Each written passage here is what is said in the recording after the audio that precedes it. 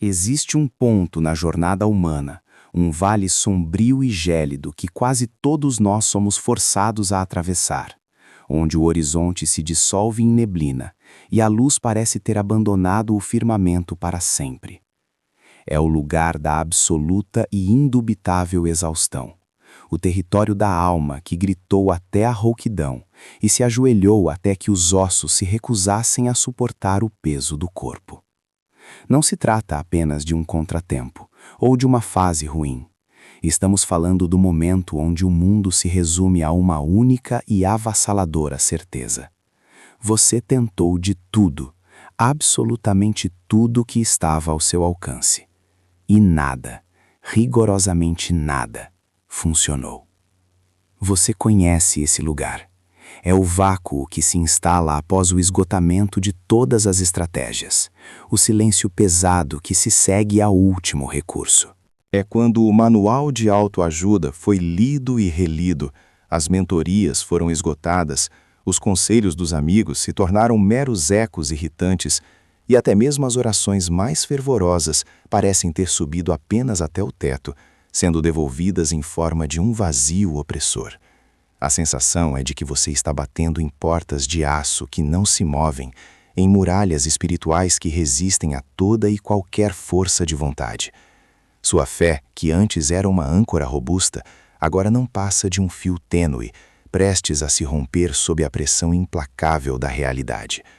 Imagine a cena com clareza brutal, pois é nela que reside a fundação para a grande revelação que está por vir.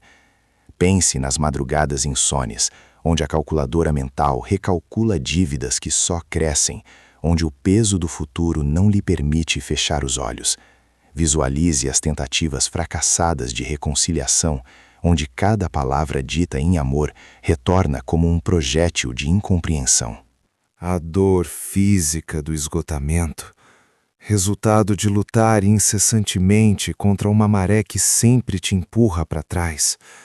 As finanças estão em frangalhos, os relacionamentos se desintegram em silêncio. A saúde física e mental está cobrando um preço altíssimo. Você já buscou conhecimento secular, aplicou métodos psicológicos, fez jejuns rigorosos, leu a Bíblia de capa a capa, clamou por milagres com lágrimas genuínas, e ainda assim o cenário permanece inalterado, ou pior, em franca deterioração. O conflito é profundo, pois ele não se limita à esfera material, ele atinge o cerne da sua identidade espiritual. A pergunta inescapável, aquela que corrói a fé mais firme, emerge com força avassaladora. Onde está Deus em tudo isso? Por que o poder que move montanhas e acalma tempestades parece estar inerte diante da tempestade que destrói a sua vida?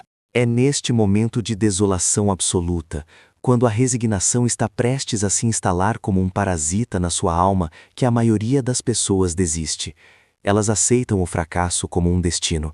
Elas concluem, erroneamente, que a promessa de Deus não era para elas. No entanto, há um segredo, uma chave hermética e poderosa que não se encontra nas táticas motivacionais superficiais ou nas orações genéricas repetidas mecanicamente. É um segredo bíblico, muitas vezes ofuscado pela complexidade das teologias e pelo ruído da religiosidade moderna. É uma instrução precisa, um princípio de ação divina, que, quando aplicado no momento exato de maior desespero, garante que o poder de Deus se manifeste na sua situação. É o interruptor que você procurava, a alavanca que, embora pareça simples, exige uma postura interior específica para ser acionada. O que é essa chave? Por que ela funciona quando todos os outros métodos falharam? E como a sua aplicação muda instantaneamente a dinâmica entre a sua súplica e a resposta do alto? Mantenha essas perguntas vivas, pois elas são o motor que nos guiará através desta jornada de 4 partes. Muitos buscam soluções em atos grandiosos, esperando que Deus exija um sacrifício monumental ou uma prova de fé extraordinária. Eles acreditam que a resposta está na intensidade da dor ou no volume do clamor. Mas o segredo que vamos explorar não exige sacrifícios impossíveis. Ele exige um realinhamento. Exige a compreensão de que, às vezes, o problema não está na quantidade de fé, mas na direção dessa fé e na postura que a acompanha. Pense na metáfora do poço seco. Você cavou, cavou e cavou. Gastou todas as suas energias, mas a água não veio. Você trocou de ferramentas, mudou o método de perfuração, mas o solo continuou estéril. A exaustão é compreensível. Mas e se a instrução divina não fosse cavar mais fundo, mas sim cavar em um lugar diferente, utilizando um método que você ignorou por considerá-lo excessivamente simples ou paradoxalmente complexo demais para ser evidente? Neste desdobramento da nossa jornada, é crucial mergulharmos no desenvolvimento da crise para entender a magnitude da solução. A Bíblia está repleta de exemplos de homens e mulheres que atingiram este ponto de falência total, onde a lógica humana e a força própria se desvaneceram. Pense no profeta Elias, que após um triunfo estrondoso no Monte Carmelo, se viu fugindo apavorado, escondido sob um zimbro, implorando a Deus que lhe tirasse a vida. Ele estava no ápice da falha humana e do esgotamento emocional. Ele sentia que havia tentado tudo o que era divinamente ordenado, e o resultado foi apenas mais perseguição e desespero. Ou considere a situação de Jó, cuja vida foi varrida por uma série de catástrofes inimagináveis. Ele não só perdeu bens e família, mas foi assaltado pela incompreensão dos amigos e pelo tormento da própria carne. A sensação de abandono divino era seu fardo mais pesado. Estes são exemplos de rock bottom bíblico. Eles nos ensinam que o desespero não é sinal de falta de fé, mas é a condição humana diante da incapacidade de resolver problemas espirituais e materiais apenas com recursos humanos. E o que aconteceu com eles? Elias recebeu uma instrução sutil no murmúrio de uma brisa suave, um realinhamento de sua missão. Jó, após esgotar todo o seu questionamento, recebeu uma revelação de Deus que o obrigou a mudar sua postura mental e verbal. O segredo, portanto, não é novo. Ele está escondido à vista de todos, esperando o momento em que a humildade do fracasso nos permita enxergá-lo. O padrão de fracasso que você está vivenciando, a persistência da dívida, a solidão inexplicável, a doença que não regride, é na verdade um indicativo claro de que o problema transcende o domínio físico. Você está lidando com bloqueios espirituais que exigem uma resposta espiritual específica que anula a força do inimigo e ativa o favor divino de maneira soberana e indiscutível. E neste ponto, precisamos ser brutalmente honestos. Se você já orou, jejuou, buscou ajuda e nada aconteceu, é porque a palavra de Deus que ativa a resposta em seu favor é uma palavra de ação que você ainda não executou corretamente. É hora de reengajar, de refazer a promessa inicial com uma convicção redobrada. Se você está neste vale sombrio, onde nada mais funciona, é chegado o momento de abandonar as estratégias humanas e abraçar este segredo que a Bíblia reserva para os momentos de crise máxima. A maioria das pessoas, ao ouvir a promessa de um segredo bíblico, pensa imediatamente em um versículo mágico ou uma oração específica. Mas a chave que desvendaremos é muito mais profunda. Ela reside em uma postura do coração que se traduz em um ato de obediência radical e contrária à lógica da carne. Imagine o seu sofrimento como um grande recipiente cheio de água suja. Você tentou coá-la, tentou fervê-la, tentou até mesmo ignorá-la. O segredo que estamos prestes a desvendar não é um novo método de limpeza. É uma intervenção divina que vira o recipiente de ponta cabeça e o enche instantaneamente com água pura e cristalina. É a intervenção que não depende da sua capacidade de lutar, mas sim da sua capacidade de render-se ao método de Deus. O clímax desta primeira parte, o grande pivô que nos levará às próximas etapas, reside em entender a natureza deste segredo. Ele não é uma doutrina obscura, não é uma revelação esotérica para poucos escolhidos. É a ativação da palavra de Deus através de um canal que o inimigo não pode bloquear e que a carne reluta em utilizar. O segredo que ativa a ação de Deus quando tudo falhou é a postura da adoração radical em meio à crise iminente. Muitos tentam adorar depois da vitória. Eles louvam a Deus quando a conta é paga, quando a cura é manifestada, quando o relacionamento é restaurado. Mas o segredo bíblico, aquele que move o braço de Deus de forma irresistível, é a adoração radical. A adoração que se manifesta antes do milagre, no auge da dor, na total ausência de evidência. É o ato de declarar a grandeza de Deus não apesar da sua situação, mas acima da sua situação. É a demonstração mais pura de fé, pois ela não é baseada em sentimentos ou em fatos visíveis, mas unicamente no caráter imutável de Deus. Este segredo não é apenas cantar um hino ou levantar as mãos. É uma declaração de guerra espiritual. É o reconhecimento, feito em voz alta e convicta, de que, mesmo que o leito de dor seja a sua cama, mesmo que a dívida triplique amanhã, e mesmo que a esperança humana tenha morrido, Deus continua sendo Deus, o soberano, o doador de toda a provisão. Quando você adota a adoração radical, você não está pedindo a Deus que resolva o problema. Você está declarando que Ele já resolveu o problema, porque Ele é digno de louvor, independentemente do resultado terreno. Este ato de adoração, feito no ponto de falência total, é o sinal que o reino de Deus aguarda. É a única linguagem que desarma o inimigo e ativa o favor divino sem reservas. Ele desarma o inimigo porque a adoração em meio ao sofrimento demonstra que o seu sofrimento não conseguiu roubar a sua fé na dignidade de Deus. Você fecha todos os loops de desespero ao declarar que o Criador é maior do que a criação e que o mantenedor é maior do que a manutenção falha da sua vida. A aplicação prática deste segredo, como e quando exatamente iniciar esta adoração radical, quais palavras usar e como mantê-la em um estado de espírito que está sendo bombardeado pelo desespero, será o foco das próximas partes. Mas a fundação está estabelecida. O caminho para a ação de Deus passa pelo portal da adoração radical, no seu ponto de maior fraqueza. Esta não é mais uma tentativa humana, é uma resposta divina esperando por sua ativação. Se nada funcionou, se você esgotou todos os recursos, prepare-se para usar o segredo que transforma o seu deserto em um altar e o seu clamor em uma sinfonia de vitória. A partir de agora, o foco não é no tamanho do seu problema, mas na magnificência daquele a quem você servirá com a sua adoração. Não por aquilo que ele pode fazer, mas por aquilo que ele já é. Portanto, para avançarmos e descobrirmos a mecânica exata desta adoração radical, e para vermos os exemplos bíblicos mais poderosos de sua eficácia instantânea, eu convido você a preparar o seu coração. Desligue as distrações. Deixe de lado o ceticismo que o fracasso anterior plantou. Concentre-se, pois nas próximas partes mergulharemos nos passos práticos e na profundidade bíblica que irá desatar o poder de Deus em sua vida de forma inegável. Não se contente com a teoria. Prepare-se para a prática. Esteja pronto para a parte 2, onde exploraremos a fundação bíblica deste segredo e entenderemos por que a adoração é, na verdade, a sua arma mais potente. Seu milagre está prestes a começar, mas ele exige a sua rendição na forma de louvor em meio ao caos. Avancemos.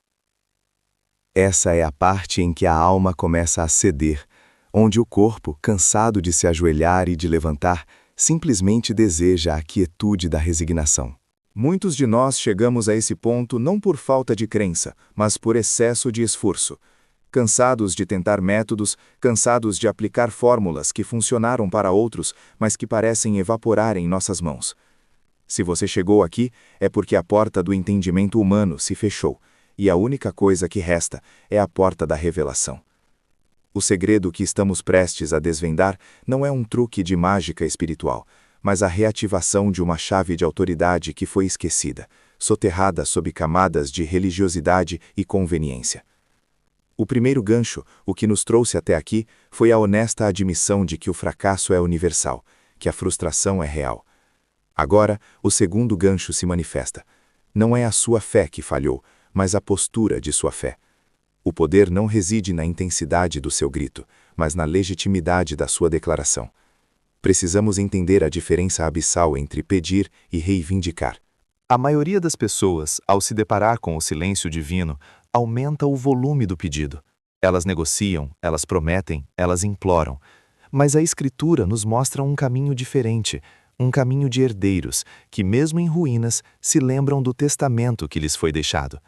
O segredo não está em convencer Deus, mas em se convencer de quem você é no plano dele. Contextualizemos o campo de batalha.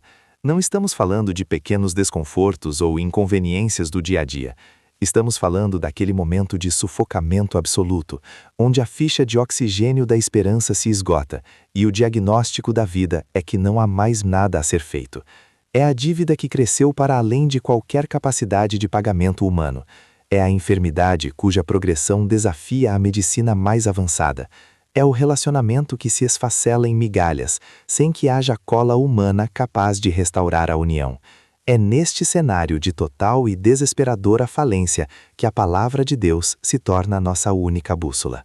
A maioria das pessoas busca a palavra como um manual de instruções. O segredo nos ensina a usá-la como um documento legal. O problema, o conflito central que nos impede de acessar essa ação divina, não é a descrença nos milagres, mas sim a dúvida estrutural sobre a nossa própria posição. Somos bombardeados diariamente com a filosofia do mérito. Aprendemos que só recebemos o que merecemos, que a graça precisa ser conquistada através de esforço. Infiltramos essa lógica no nosso relacionamento com o Criador. Quando algo não funciona, nossa primeira reação é buscar a falha em nós mesmos. Onde errei? Qual pecado cometi? Meu jejum não foi longo o suficiente? Minhas ofertas foram insuficientes? Essa busca incessante pela culpa é o maior inimigo da manifestação. A tensão aumenta porque, ao procurar a falha em nosso desempenho, desviamos o foco da perfeição da promessa. O segredo bíblico que estamos revelando exige uma mudança radical de perspectiva. Você precisa parar de olhar para a sua performance e começar a olhar para a persistência do caráter de Deus. O silêncio dele, muitas vezes, não é uma punição, mas um teste de sua identidade, para ver se você continuará a falar como um filho e não como um inquilino assustado. Ainda há loopes abertos que exigem nossa atenção antes de mergulharmos no cerne do segredo. Se o segredo não é sobre implorar mais alto e não é sobre merecer, o que exatamente é essa postura de reivindicação? Ela exige uma chave específica, uma ação que não é intuitiva para a mente religiosa tradicional. O que acontece quando o seu limite de recursos físicos e emocionais é atingido? Onde o homem para, a autoridade bíblica começa. Entremos no desenvolvimento denso e detalhado, progredindo na escalada da revelação. A Bíblia está repleta de histórias onde o milagre só aconteceu após o esgotamento total dos recursos humanos. Pense na viúva de Sarepta. Ela não tinha mais farinha nem azeite, apenas a perspectiva da morte. Ela estava na zona de nada funciona. O profeta Elias não a instruiu a fazer uma oração mais fervorosa, nem a fazer uma peregrinação. Ele a instruiu a agir sobre uma palavra que parecia ilógica, a inverter a lógica da escassez. O segredo que opera quando nada funciona exige de nós uma capacidade de suspender a realidade dos 5 sentidos e operar unicamente sobre a realidade do 7º sentido, que é o Espírito de Deus falando através da promessa. É vital entender o conceito de persistência radical. Não a persistência humana de quem insiste em bater na mesma porta que já está trancada, mas a persistência de quem, mesmo vendo a porta trancada, se lembra que possui a escritura da casa. Lembre-se da mulher cananeia, em Mateus 15. Ela foi humilhada, ignorada e até mesmo comparada a um cachorrinho por Jesus. Humanamente, qualquer um teria se ofendido e se retirado. A sua necessidade, o sofrimento da sua filha, era a sua zona de nada funciona. Mas ela persistiu não na tentativa, mas na identidade. Ela agarrou a palavra, a menor migalha de promessa, e a usou como alavanca. Sua fé não estava na sua capacidade de ser boa, mas na sua capacidade de reconhecer a autoridade que estava diante dela. Esse é o padrão interruptivo que destrói a religiosidade. O segredo exige humildade radical, mas nunca exige a abdicação da sua identidade de filho.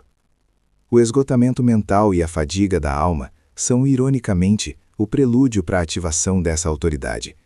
O que chamamos de crise de fé é frequentemente o processo de Deus nos despojando de toda a confiança que colocamos em métodos humanos. Você tenta a oração de perdão, tenta a oração de renúncia, tenta a oração de guerra, e o céu parece de bronze. É aí que você precisa parar de tentar. Você precisa começar a declarar a partir de um lugar de descanso. E qual é esse lugar? Esse é o ponto-chave, o reengajamento que define o segredo. Se você está pensando agora, eu já declarei, eu já confessei, eu digo, você declarou o que você queria, mas você declarou a partir da memória de Deus? A maioria das nossas orações e declarações são egocêntricas, focadas em nossa dor. O segredo bíblico que ativa o agir de Deus quando nada mais funciona é a ativação da memória divina. O nosso Deus é um Deus que se move pela palavra, não pela nossa palavra, mas pela sua. O ato mais poderoso que um crente pode realizar em um estado de crise absoluta é invocar a memória de Deus. A Bíblia nos dá uma pista poderosíssima logo no livro de Gênesis. Quando a terra estava coberta pelas águas do dilúvio, no auge do caos e da destruição, o texto sagrado nos diz em Gênesis 8:1: E lembrou-se Deus de Noé, e de todos os animais selvagens, e de todo o gado que estavam com ele na arca. E Deus fez passar um vento sobre a terra, e as águas diminuíram. O clímax desta revelação se encontra na profundidade desse versículo. Deus lembrou-se. Não é que ele tivesse esquecido Noé. Deus é onisciente. O ato de lembrar-se, na linguagem bíblica, é o ato de agir em cumprimento de um pacto. É a ativação da promessa que estava em suspenso.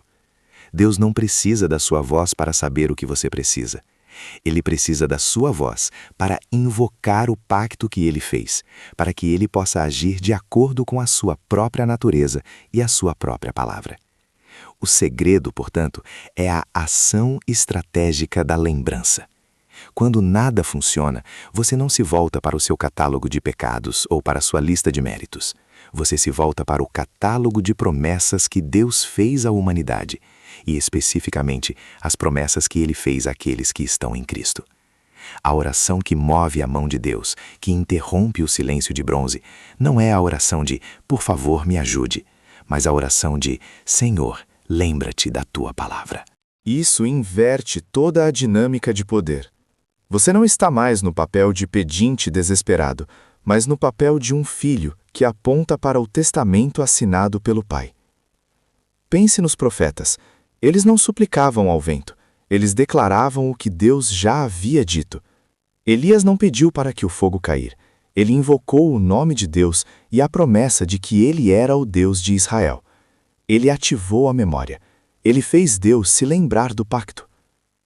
A razão pela qual a maioria das suas tentativas falhou é porque elas eram petições humanas, nascidas da dor da carne. A ação estratégica da lembrança é uma petição espiritual, nascida da autoridade do pacto.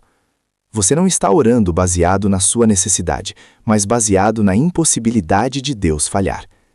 Se ele disse que supriria todas as suas necessidades, segundo as suas riquezas em glória, ele não pode, por definição, permitir que você morra na miséria.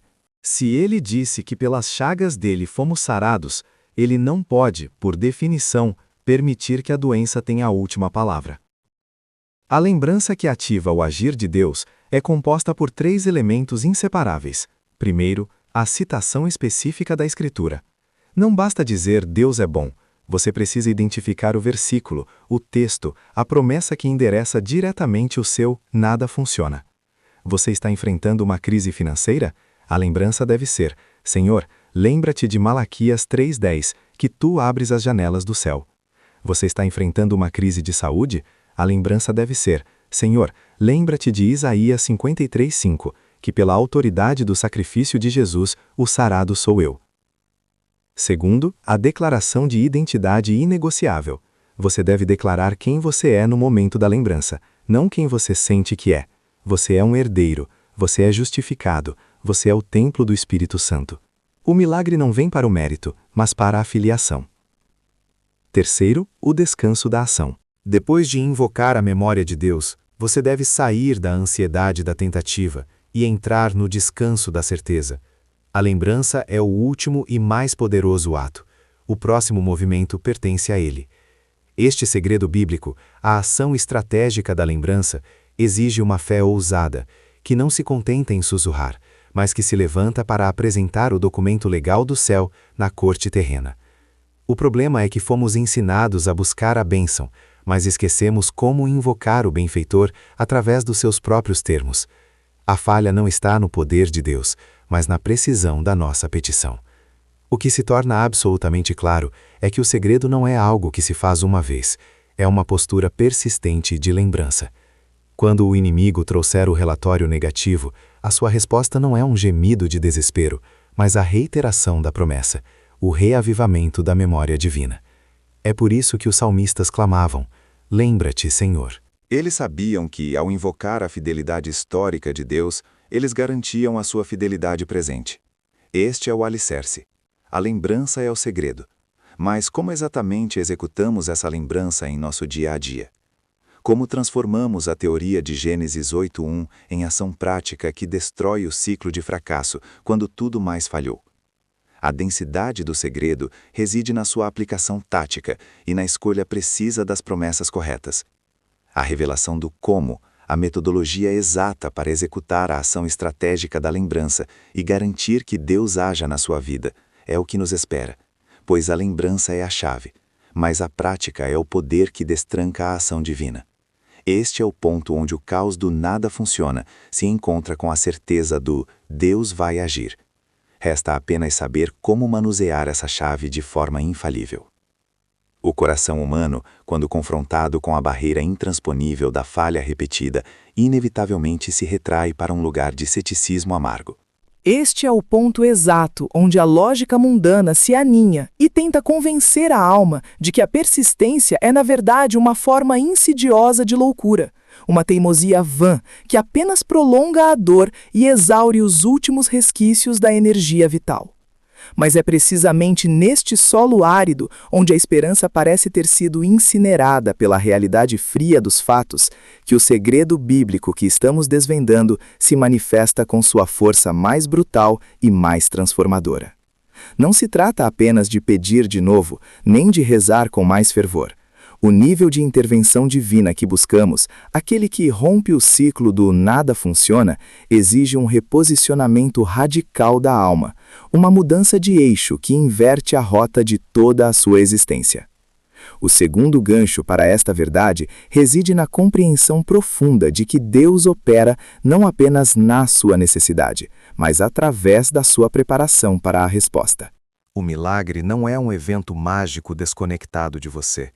Ele é a conclusão lógica e inevitável de uma fé que ousou executar ações que o senso comum descartaria como absurdas. Quando a crise atinge o seu ápice, quando o deserto está seco e o horizonte não oferece sequer a miragem de uma solução, o mundo espera que você desista. Sua carne exige que você se sente e espere o fim. Mas a palavra ensina uma atitude paradoxalmente ativa e quieta, uma postura de espera vigilante, que não é passividade, mas sim uma laboriosa e silenciosa construção da plataforma da sua bênção. A contextualização se estabelece rapidamente no campo de batalha da sua mente. Você está farto de tentar forçar portas que permanecem obstinadamente seladas. Você se sente como o homem que passa a vida inteira empurrando uma pedra colossal montanha acima, apenas para vê-la rolar de volta para o vale a cada noite. O conflito é este: a mente humana só confia no que pode controlar, medir ou antecipar. A instrução divina, no entanto, frequentemente exige o abandono da régua humana e a adoção de uma métrica celestial, onde a lógica é invertida e a força reside na aparente fragilidade.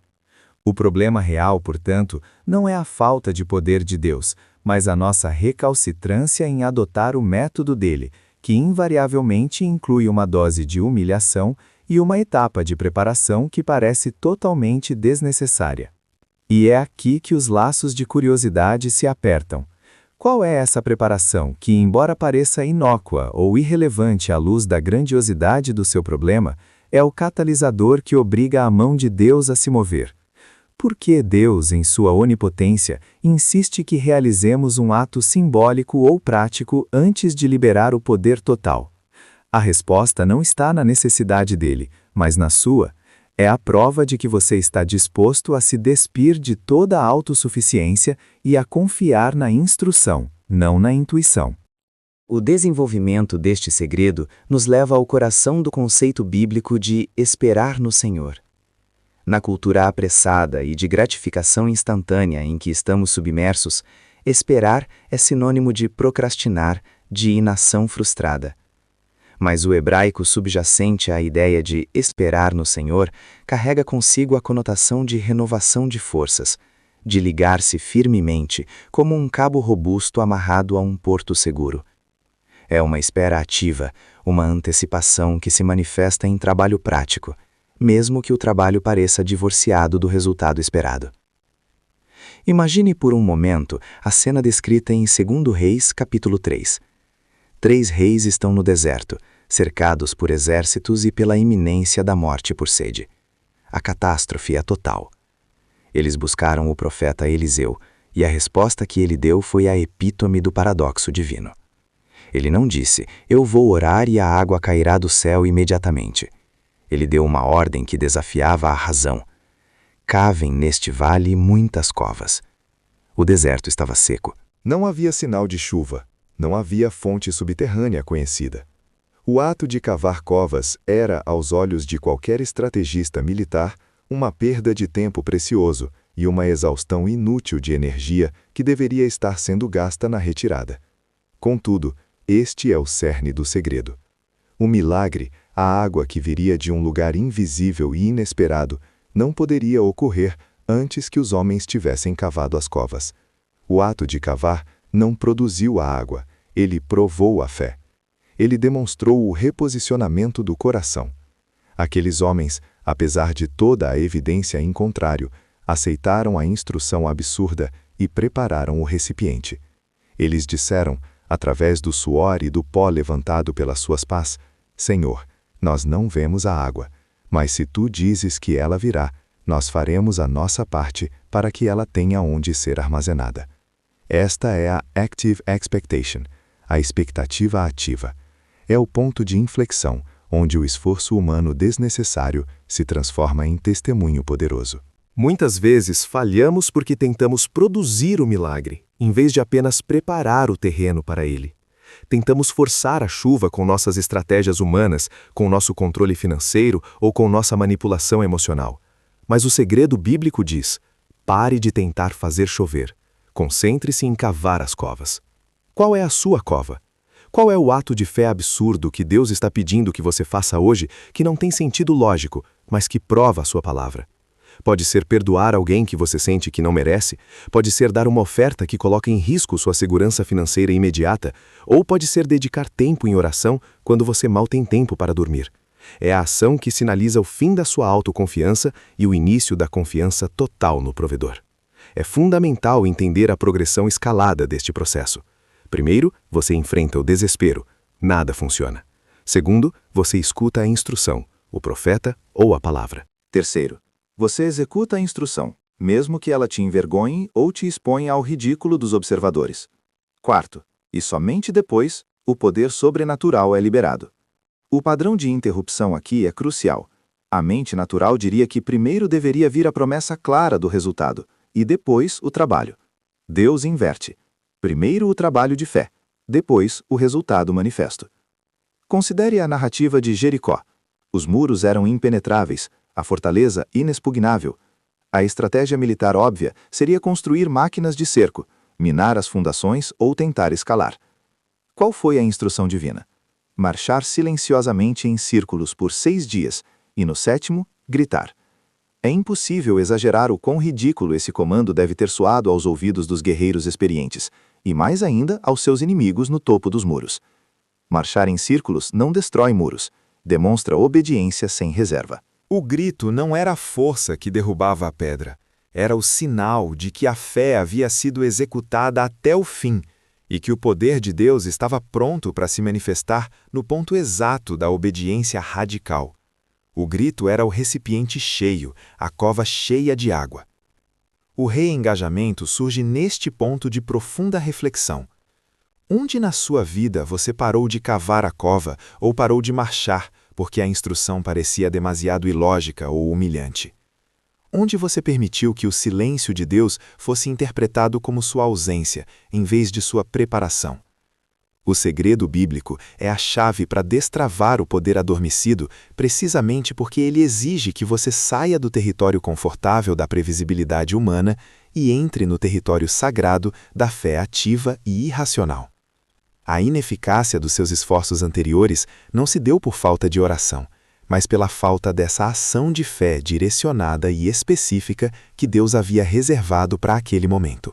Chegamos ao clímax desta revelação.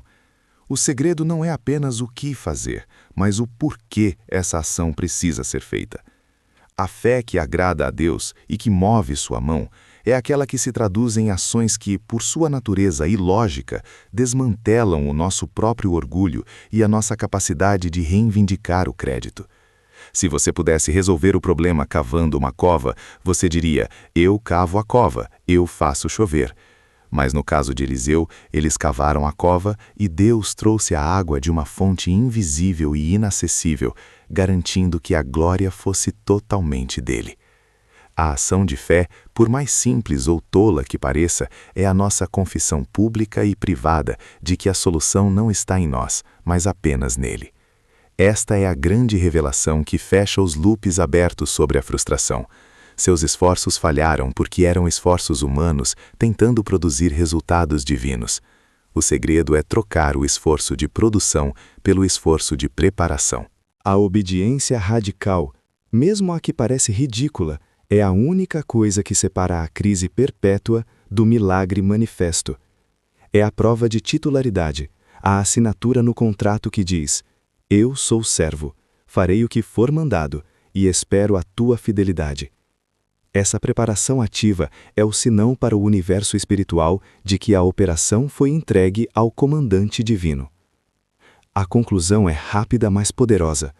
O reposicionamento da sua vida não é um evento passivo, é uma construção deliberada de recipientes para a bênção que já está a caminho, mas que aguarda o seu sinal de fé para se manifestar. Não basta crer no poder de Deus. É preciso crer na sua metodologia, por mais estranha que ela possa parecer. Sua chamada específica para a ação neste momento é de introspecção profunda e imediata. Pare agora, releia as histórias de Eliseu e de Jericó. Pergunte a si mesmo: se eu tivesse que cavar uma cova hoje, em minha situação mais desesperadora, qual seria a forma de minha pá? Qual é o ato de obediência que eu evitei por medo, por lógica ou por vergonha? Medite intensamente sobre a forma de sua preparação absurda. E prepare-se, porque na próxima parte mergulharemos no passo final e decisivo de como executar essa ação de fé radical para que o mover de Deus seja inevitável e irresistível em sua vida. Não recue. A fase de preparação exige coragem e, acima de tudo, trabalho. Comece a cavar. O milagre espera o seu recipiente.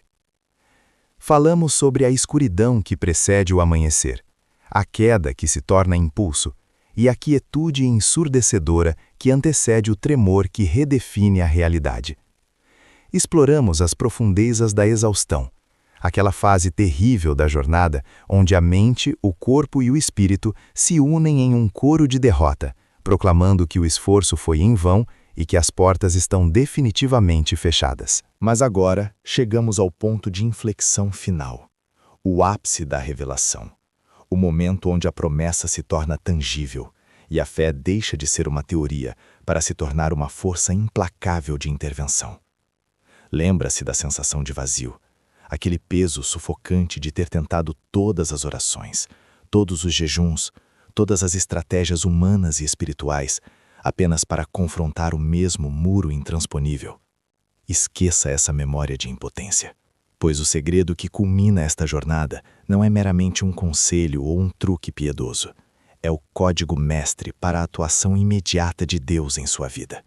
Um mecanismo tão fundamental para o cosmos espiritual que a própria Bíblia o esconde na simplicidade das ações dos patriarcas e profetas.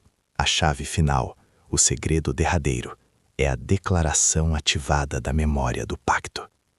Muitos buscam fórmulas complexas, rituais exaustivos ou revelações esotéricas. Passam anos tentando decifrar diagramas celestiais, enquanto a resposta repousa, brilhante e acessível, na própria natureza do relacionamento de Deus com a humanidade.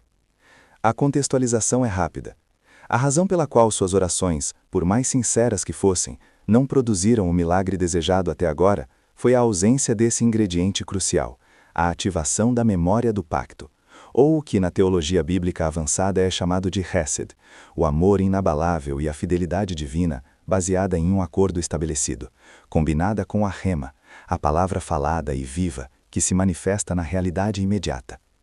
O grande problema, o conflito central, reside no fato de que tendemos a abordar Deus baseados na nossa necessidade atual e não na identidade dele. Nossas orações são frequentemente petições desesperadas de socorro, gritos focados na dimensão da nossa miséria. Isso é humano, mas é espiritualmente ineficaz quando comparado ao poder da proclamação do seu caráter. Quando nada mais funciona, o segredo bíblico exige uma inversão radical do foco. Pare de falar sobre o tamanho do seu problema e comece a falar sobre a magnitude da sua fidelidade. O que fazer então quando a fé se esvai e o desespero drena a última gota de esperança? Qual é o versículo específico que carrega essa força explosiva de intervenção? Não é um único versículo, mas uma postura de fala. É o reconhecimento audível e persistente de que Ele é aquele que cumpre. O desenvolvimento deste conceito escalona rapidamente. Pense no mecanismo da fé como um motor de combustão interna. Você pode ter o tanque cheio, suas boas intenções e jejuns, e a chave na ignição, suas orações. Mas se faltar a faísca da rema, a palavra viva e falada que energiza a situação, o motor não liga. O segredo bíblico é a faísca que acende o motor da intervenção. Quando você está em um beco sem saída e a lógica humana sentencia a derrota, você não deve mais tentar convencer a Deus a agir. Você deve sim lembrá-lo, e a si mesmo e ao universo espiritual, de quem ele já se comprometeu a ser. Exemplos bíblicos são a espinha dorsal desta verdade. Pense em Moisés no Mar Vermelho.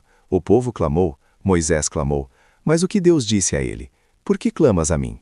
Dize aos filhos de Israel que marchem. Êxodo 14:15. O clamor, petição, parou de funcionar. O que funcionou foi a ordem e a ação baseada na palavra já dada. A palavra de Deus, a rema, não era um pedido, mas uma instrução que continha autoridade para dividir o mar. Quando nada funciona, o método de Deus é sempre que sua palavra seja falada, não apenas meditada. Ou considere Davi enfrentando Golias. Todos os israelitas estavam paralisados pelo medo, a circunstância, focados no tamanho do gigante, o problema. Davi, porém, não focou no seu medo ou na sua inaptidão juvenil. Ele se reengajou na memória do pacto. Quem é, pois, este incircunciso filisteu para afrontar os exércitos do Deus vivo? 1 Samuel 17:26. Ele invocou o Hesed, o Deus dos exércitos, o Deus de Israel, o Deus que havia se comprometido a proteger seu povo. A vitória veio não pela força do cajado, mas pela autoridade da declaração. A prolicidade deste segredo reside na sua aplicação prática e contínua. Não basta dizer uma vez, é necessário criar uma atmosfera verbal de Hesed e Rema. Se a sua situação é financeira, o segredo não é implorar por dinheiro, mas declarar com convicção: meu Deus suprirá todas as minhas necessidades, segundo as suas riquezas em glória, em Cristo Jesus. Filipenses 4:19. Você não está informando a Deus, você está realinhando a realidade espiritual e material através do poder da sua boca, ativando o pacto já estabelecido. Você está dizendo ao universo: apesar do meu saldo bancário, o meu sustentador é o Todo-Poderoso, e ele é fiel à sua palavra. Muitas pessoas chegam ao final do desenvolvimento de suas vidas em um ciclo vicioso de pedir e não receber, pois não entenderam que o universo espiritual reage à autoridade delegada, e essa autoridade é liberada primariamente através da palavra falada em fé. Quando a inércia da derrota parece insuperável, a única força capaz de gerar a energia cinética do milagre é a proclamação da verdade bíblica, que contradiz a realidade visível. Paramos por um momento para um reengajamento crucial. Pare e respire fundo. Você não está mais lendo sobre uma teoria complexa, você está recebendo o mapa final e definitivo. Este é o momento onde o sofrimento se curva diante da soberania. O clímax da revelação é a ação específica que fecha todos os loops abertos, a resposta para o que fazer quando absolutamente nada mais funciona. Quando a sua última oração falhou, quando o último jejum não trouxe a resposta e quando a sua força emocional está zerada, o segredo é: pare de orar pedindo e comece a orar declarando e adorando. O momento de maior crise é o momento de maior adoração. A adoração verdadeira, nesse contexto de crise terminal, é o reconhecimento verbal e emocional do Hesed de Deus, mesmo que ele pareça ausente. É a atitude de Jó. Nu saí do ventre de minha mãe, e nu para lá voltarei. O Senhor deu, e o Senhor tirou. Bendito seja o nome do Senhor. Jó 1:21. Perceba a autoridade e a paz na declaração de Jó. Ele não estava negociando com Deus. Ele estava apenas reafirmando a soberania de Deus sobre a perda. Esta é a essência do segredo final. Quando a doença é terminal, você não pede apenas por cura, o que é válido, mas você declara: pelas suas pisaduras fui sarado. Isaías 53:5. Você está usando a rema para comandar a cura com base no Hesed, o pacto de redenção e salvação. Quando a dívida é sufocante, você não apenas chora sobre os credores, mas você proclama: Deus meu é dono do ouro e da prata, e Ele é a fonte inesgotável. Você está transferindo o problema do seu banco para o banco celestial, ativando a lei da provisão. O clímax se manifesta na transformação da sua voz. O sussurro da dúvida se torna o grito da certeza. Você fecha os loops de incerteza ao estabelecer a palavra de Deus como a única realidade aceitável, e a sua circunstância se torna, então, a ilusão que deve ceder. A razão pela qual isso funciona é profundamente teológica. Quando você declara a palavra de Deus em adoração, rema ativada pelo Hesed, você se alinha perfeitamente com a vontade dele, e nesse alinhamento, o próprio Espírito Santo é liberado como um agente de intervenção. Você não está mais lutando sozinho, você está fazendo uso da força criadora que proferiu o universo à existência. A palavra que criou o mundo é a mesma palavra que transforma a sua situação. A proclamação ininterrupta deve ser visualizada como um feixe de luz que dissipa a escuridão acumulada da sua crise. Cada palavra de fé dita em voz alta é um raio que destrói a estrutura da dúvida. Seja prolixo em sua declaração. Não diga apenas, eu serei curado. Diga, eu não aceito esta enfermidade, pois ela não faz parte do meu pacto com o Deus que me resgatou do poder das trevas. Meu corpo é templo do Espírito Santo, e cada célula do meu ser está se realinhando à vida e saúde perfeitas que me foram garantidas pelo sacrifício de Jesus. A doença é uma mentira, a palavra é a verdade inabalável. Este é o segredo que encerra a espera. Quando nada funciona, é porque você estava esperando que Deus agisse baseado no seu mérito ou na sua súplica, quando na verdade Ele está esperando que você ative o seu Hesed através da sua rema. A crise é a oportunidade para demonstrar a sua fidelidade, e a sua boca é o canal. A aplicação deste segredo é imediata e transformadora. Mude o foco do seu eu que falhou, que é finito e fraco, para o Deus que nunca falha, que é infinito em poder. A ação divina é instantânea quando a fé encontra a palavra. O poder de Deus estava parado, esperando que você usasse a chave mestra da declaração. O efeito prático é que o medo é substituído pela paz, não porque a circunstância mudou ainda, mas porque a sua convicção mudou.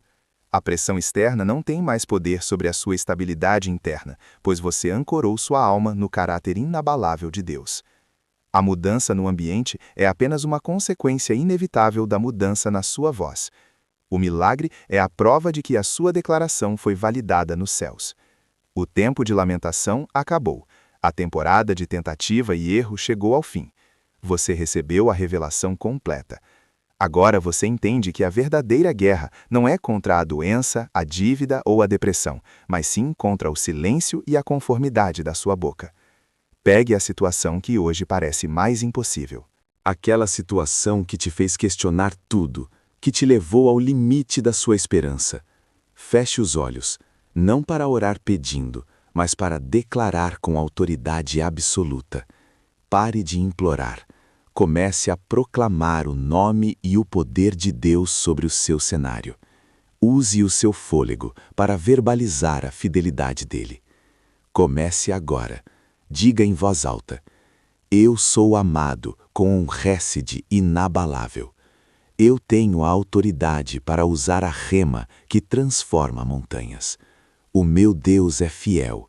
O meu milagre é inevitável, porque ele não pode mentir. Meu segredo é a palavra falada em fé inabalável, e o seu nome é a minha vitória. A história de espera termina neste exato momento em que a sua voz ressoa com a certeza do pacto. Haja agora, declare agora e testemunhe Deus agir na sua vida de forma explosiva e definitiva. Seu deserto está prestes a florescer, porque você finalmente usou o segredo bíblico que ativa o céu.